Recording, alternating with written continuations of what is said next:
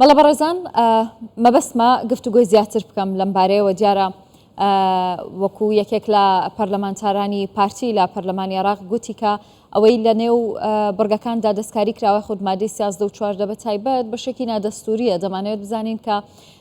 لە ڕووی دەستوریەوە ئەمانە تا چەند پێشێلکارین بەرامبەر بە هەرێمی کوردستان دەکرێت. دکتۆر سەردار قادر مامۆستای زانکۆ و شارەزای دەستور لە ستۆدیۆ لەگەڵ من ئامادەیە. دکتۆر سەردار زۆر بەخێر بێت. زۆر سپاس.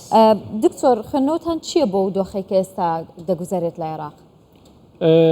ئێمە پێشتریش ئەومان وتووە کە ئەوەی کە لە مادەی 13 و 14 هاتووە لە بۆجێی هەرێمی کوردستان و ئەوەی کە سەبارەت بە پەرلەمانی کوردستانی شات ئەوەی کە بە ئامانجگیراوە قواری هەرێمی کوردستانە ئیتر لە هەر شوێنێکا فرسەتیان بۆ ڕێکەوت بێ محاوڵەی ئەوە کراوە کە قواری هەرێمی کوردستان یاخود بەرەولاوازی بەرن یاخود گرفتی بۆ دروست بکەن یاخود ئەو دەسەڵاتانی کە هەیەی کەمی بکەنەوە. بۆچی ئێستا ئەم کارە دەکرێت دکتۆر؟ ینی خۆتان دەزانن لە ڕابردووە زۆر هەوڵدرا بە زۆر ڕێگای جیاواز کە لە هەرێمی کوردستان بن بە بڕینی بەشە بودجەکەی بە نەناردنی موچەی فەرمانبەرانی هەرێمی کوردستان، بەڵام ئێستا دەستبردن بۆ قواری هەرێمی کوردستان بۆ یعنی ئەوان هەر لە بیداتە ئەوەی کە کراوە لە دەستورە ئەوان پێی رازێنین و بیان و بۆ ئەهێنەوە ئەو دەستورێک کە لە عێراقا پێشتر کراوە بەسەریانە تێپەڕیوە ئەو سەلاحەتانی کە دراوە بە هەرێمی کوردستان لە خۆی زیاترەوە ئەوەی کە ئێستا لە هەرێمی کوردستان هەیە گرفتی بۆ دروستکردون لە پارێزگاکانی تری عێراق بێجگەر لەوە ذهنیەتی سیاسی عێراقی قەناعەتی بەوە نییە کە کورد لە ناو عێراقا جۆرێک لەسەر بەخۆی هەبێ و مافەکانی خۆی چێژی لێ وەرگێ. ئەم ذهنیەتە تا ئێسانە گۆڕاوە ئەو فدراڵەتی کە ئەو ئەشی هەوێ لە دەستوریشا باسی بکە ئەو فدراڵەتی کە ئەو باسیەکە ذهنیەتێکی مرکزیانیە و هیچی تر. ئەوەی بۆچی ئێستا لەبەر ئەوەی بازاری مناقەشەکردن و مناسبەیەکی قانونی کە ئێستا بودجەیە یاخوتر مەسەلێکی تر ئێستا ئەیانەوێت لە ڕێگەی یاسایەکەەوە ئەوە بچەسپێنن کە دەسەڵاتەکانی حکوومەتی هەرێم کەم بکەنەوە و زەفەر بە قواری هەرێمی کوردستان ببینن. بەڵام گرفتەکە ئەوەیە کە ڕاست ئەوان هێرشێکی یاسایی و مؤسساتی زۆریان هێناوە شەڕی دامەزراوەکانە، بەڵام لە هەمان کاتیشا ئێمەش وەک دارەکەمان لێ هاتووە کە پوازەکەی لە خۆمانە. ئەمە گرفتە گەورەکە ئەوەی ئەگەر هاتە کوردبەیەک پاکێج و یەک پرۆژە یاسایی هەبووە بۆ بودجە لە عێراقا بۆ شێوازانیان ئەتوانی زەفەر بەرن یاخود بۆ شێوازانیان ئەتوانی کە ڕێگری لێ بکەن. باشە دکتۆر، لە ڕابردووشدا ینی زۆر جار ڕێکەوتووە کە کورد یەکدەنگ نەبوو بێ لە بەغدا،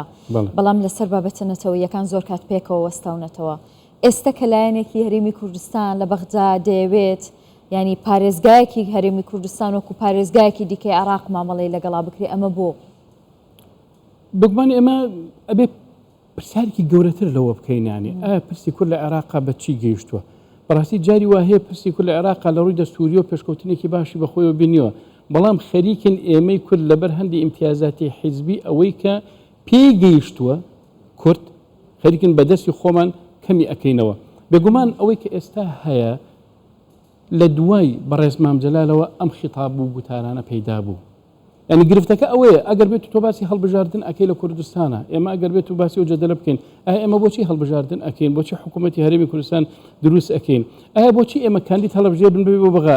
ئێمە کاندیدێک هەڵبژێرن لە هەرێمی کوردستان بۆ ئەوەی بچێت لە بەغا لەوێ دژایەتی کوردکە بە پێگەیەکی یاسایی و پێگەیەکی دامەزراوەی خۆی. ئەمە بەڕاستی کارەساتێکی گەورەیە. ئایا چەند ئەندام پەرلەمانی کورد یاخود چلایەنێک لە ئەم دژەڕەوتەی هەیە؟ بەڕاستی ئەمە جێی پرسیارێکی نەتەوەییە کە ئێمە بە دوای بەرژەوەندی تایبەتەوەین بە دوای بەرژەوەندی هەرێمی کوردستانەوە نین. ینی ئێمە کاتێک کە مادەی 13 و 14 ئەبینی بە ئاشکرا ئەبینی زەفەربردن بە قواری هەرێمی کوردستان و لایەنێک لە لایەنەکان ئەبینی بەرژەوەندی خۆی لە ناو مادەی 14دا بەرزتر ئەبینێ لە بەرژەوەندی هەرێمی کوردستان کە مەسەلەن 4 پارێزگای مەسەلەن نزیکی 6 ملیۆن و خەڵک تێدا دەژی محاوەی ئەوەیە کە بەرژەوەندە تایبەتیەکەی خۆی لەوە زیاتر سەرکەوتوو بێت. با پرسیارێک بکەم دکتۆر، ئەو بەرژەوەندی تایبەتی کە باسیەکەی هی لایەنێکی سیاسی لە هەرێمی کوردستان هێندە بەرژەوەندێکی گەورەیە، هێندە بەرژەوەندێکی باش و قازانجێکی گەورە و بەدەست هاتووە کە بۆ نمونە قواری هەرێمی کوردستانی بۆ بخرێتە مەترسیەوە، بۆ نمونە پارێزگایەک لە نێو هەرێمێکی دەستوری لە نێو عێراقی فیدراڵ بیانەوێت ینی یەکسانی بکەن لەگەڵ پارێزگایەکی دیکەی عێراق. خۆی شتەکە پەیوەندی نییە بە بەرژەوەندی حیزبەکەەوە بیزاتیانی. پرسیارەکە ئەوەیە ئایا ئەو لایەنەی کە بەدوای ئەو بابەتەوە چووە ئایا چەند ساڵە دەستکەوتەکانی ئەو کەمی کردووە؟ ئایا بەو شێوازە پەراوێز خراوە؟ بێگومان نەخێر تا ئێستا شتێک نەسەرماوە بەو شێوازە کە لەوانەیە زروفێکی ناهەمواری هەرێم بە شێوازێک بێ نەتوانرە بێ هەموو کارەکان بکە. بەڵام لێرە پرسیارەکە ئەوەیە ئایا بۆچی ئەبێ بودجە و مافەکانی خەڵکی هەرێمی کوردستان ببێتە میکانیزمێکی ململانەی نێوان دوو حزبی هەرێمی کوردستان و لە بەغا ڕنگ بداتەوە؟ بە گرفتەکە لەمەدایە. ئەمەیە مشکیلەکە. یعنی ئەو لایەنە هەدەفەکە بەلای ئەوە نییە کە بە تایبەتی تعاملی لەگەڵا بکرێ. ئەمە بە نەسی دەستور بە پێی مادەی 117 بێگومان پێچوانی دەستورە. ئەوە بە ئاشکرا هەمووان ئەزانن لەو مۆزوعات. بەڵێ ئەمە پێچەوانەی دەستورە. بەڵێ پێچوانەی دەستورە بە نەسی صریح کە حکوومەتی هەرێمی کوردستان وەک کیانێکی مستەقیل و موحد تعاملی لەگەڵەکرێ. اقلیمی کوردستان یەکەیەکی فەرمانڕەواییە لەناو دەوڵەتێکی فیدرالیدا. ینی حسابی ناکرێ بڵێ ئەمە پارێزگای هەولێرە و پارێزگای دهۆکم پارێزگای سلێمانیە. بەڵکو خودی هەرێمی کوردستان کیانێکی سیاسی فیدرالیە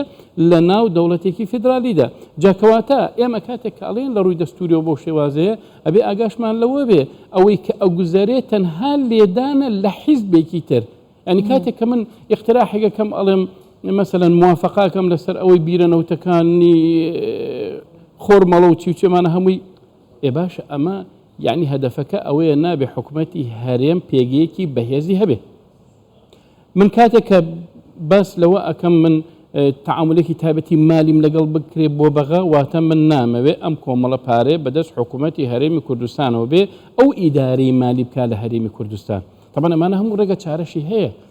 ئەمە ڕێگە چارەی هەیە لە ڕووی ئیداریەوە لە ڕووی وەزارەتی داریەوە چاودێری دارایە ئەمانە چارەسەر ئەکرێ. بەڵام لێرە ئەوەیە کە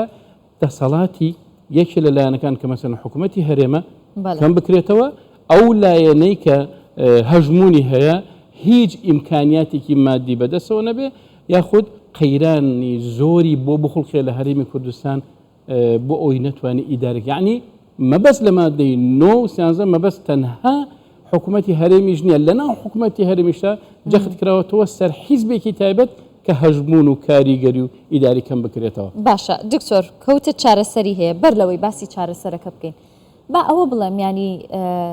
دوو حیزبی باڵادەست لە هەرێمی کوردستان خاوەنی زۆرترین دەنگی وەکو یەکێتی و پارتی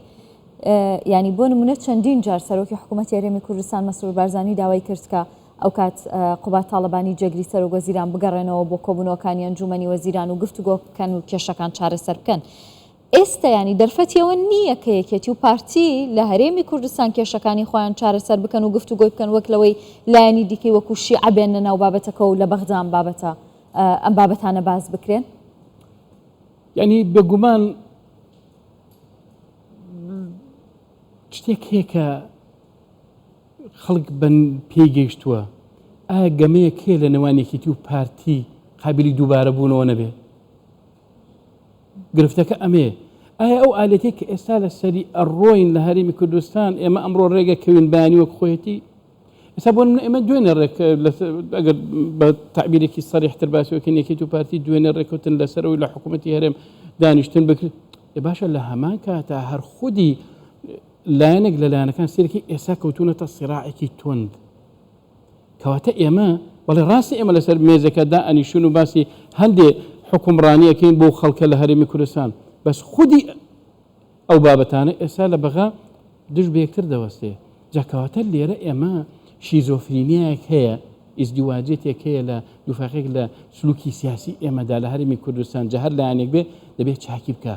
حاڵ و وەزعی خەڵکی هەرێمی کوردستان بەو شێوازەوە پێش ناکەوێ. ئەوەی کە لە سەنگەرە بۆ هەرێمی کوردستان ئەو پارتانەی تری خوارن بخوارەوەن بەڵام ئێمان کردوتە هۆکارێک بۆ ئەوەی بەدەستی خۆمان حکوومەتی هەرێمی کوردستان لاواز بکەین و نەیهێڵین.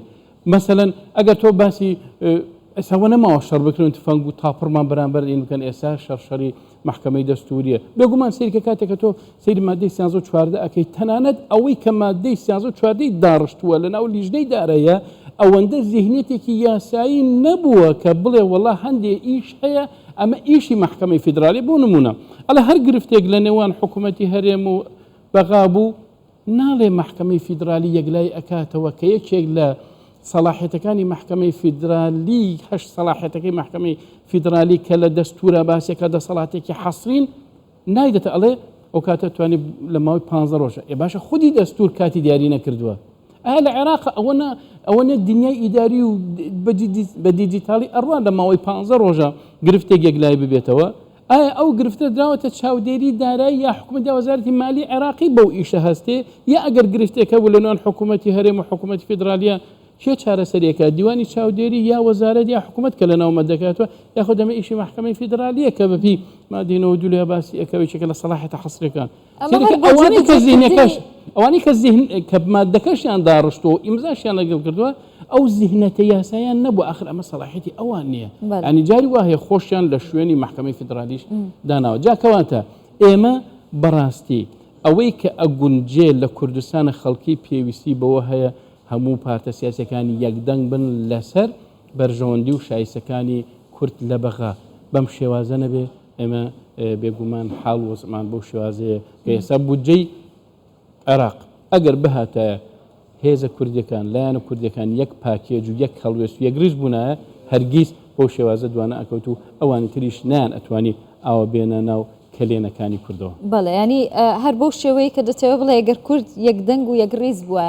ئەو نیەتەی کە چەندین ساڵە ئیشی بۆکەن بۆ بڕینی موچە و قوتی خەڵکی هەرێمی کوردستان کە ئێستاش دەڵێت ئەگەر لە ماوەی 15 ڕۆژدا کێشەیەکە بێ لە نێوان هەرێمی کوردستان و عێراق چارەسەر نەکرێ ئەوە وەزارەتی دارایی و حکوومەتی عێراق بۆ هەیە کە بەشە بودجەی هەرێمی کوردستان ببڕێ ئەوان دەیانەوێت هێشتا لەسەر ئەو نیەتە بەردەوام بن و ئەوە جێبەجێ بکەن بێگومان یانی شتەکە خۆی ئەگەر مادەکە بخوێنیتەوە بە شێوازێک دانراوە بە شێوازێکی ئیداری مجەڕەت کە هیچ پێگەیەک هیچ بەهایەک بۆ حکوومەتی هەرێم و مؤسساتی ناهێڵێتەوە ئەو ئامرە ئەمیش ئەبێ بە قسەی بکە و ڕێگە چارەکان بەو شێوازە دانراوە ئەگەر تۆش بە شێوازێکی دقەتەوە مادەکە بخوێنیتەوە بە شێوازێک مادەکان دانراوە داڕژراوە کە هەمیشە گرفتی هەیە هەمیشە حکوومەتی هەرێم ناتوانێت متمانی پێ بکرێ هەمیشە لە یاسا دەرئەچێ هەمیشە ئەوەی کە لە سەرەتی بە چاوێکی شکەوە واتە هەر خودی مادەکە خۆی کۆمەڵێک ئەلغامی تێدایەکە ناگەنە نەتیجە چونکە هەر لە بڕیار هەر لە ئەساسەوە مادەکە بڕیاری داوەکە حکوومەتی هەرێم ئەو لایەنە نییە ئیلتیزام بە ڕێکەوتنەوە بکە بەڵام لە هەمان کاتیشە شتێکی ترمان هەیە لەو سەرەوە کە بە ئێمە مەسەلەن باس لەوە بکەین ئایا تەواوی ئەو ڕێکوتنانی کە لە ساڵی 2003 و 2005 کراوە لەگەڵ حکوومەتی هەرێمی کوردستان ئایا حکوومەتی بەغا لەسەر یەکێکیان بەردەوام بووە لەسەر یەکێکیان ئیلتیزامی پێوە کردووە بێگومان نەخێر هەمیشە حکوومەتی هەرێم بە نیەتێکی پاکەوە چۆتە ناوە لێرە گرفتێکی تریشەیە باشە ئەگەر هاتو ئەمشۆ مادەی 14 پەسەند کرا ئایا دڵی منێکی کورد مطمئن ئەبێ ئیتر تەواو ئەو پرسیارەکەی ینی بەڕاستی ئێمەتی هەیە بۆ جێبەجێکردن نەخێر ئایا ساڵانی پێشوەتریش بە هەمان شێوە بودجە تەطبیق نەکرا عفوا مادە نەبوو بە پرۆژاسا چەندی جێبەجێ کرا گرفتەکە ئەوەیە لایەنی بەرامبەر نیەتی نییە منێکی کورد لە هەرێمی کوردستان وەک هەرێمێک حساب بکە وەک هەرێمێک تەعاملم لەگەڵ بکە بۆیە کاتێک کە ئەو نیەتەی هەبوو مەبەستیشی نییە هەر بنەمایەکی ڕێککەوتن و ئەساسێک کە بکرێ لەگەڵ هەرێمی کوردستانە پێوەی پابند بێت ئەم نیەتە واضحە ئەگەر مادەی 13 و 14 ئەم شەو پەسەند بکرێ ئەو مەترسی هەردەمێنێ بەڵام لێرە ئێمە ئەگەر بێت و بەراوردێ بکەین لەسەر ئەگەر پەسەند نەکرێ بەو شوازێکی ئێمە ئەخوازیین چۆنە ئەو کاتە مبەڕیری یاساییان لەبەر دەستا دەبێ بۆ باشتر دژایەتی کردنی ئێمە بەڵام ئەگەر هاتوو مادەکە بۆ خواستەی ئێمە بڕیاری لەسەر بدرێ ئەو کاتە مبەڕیرەکە یاخود گرفتەکە بێتە سیاسی ناکبێتە یاسایی خۆگەر پێشتر مبەڕیری یاسایان هەبووە بۆ شێوازە بێگومان لی نەدەوەسان بۆیە ئەگەر پەسەند کرد بێ ئیجابیە بەڵام مەترسی پابندبوون هەردەمێنێتەوە و زامن نییە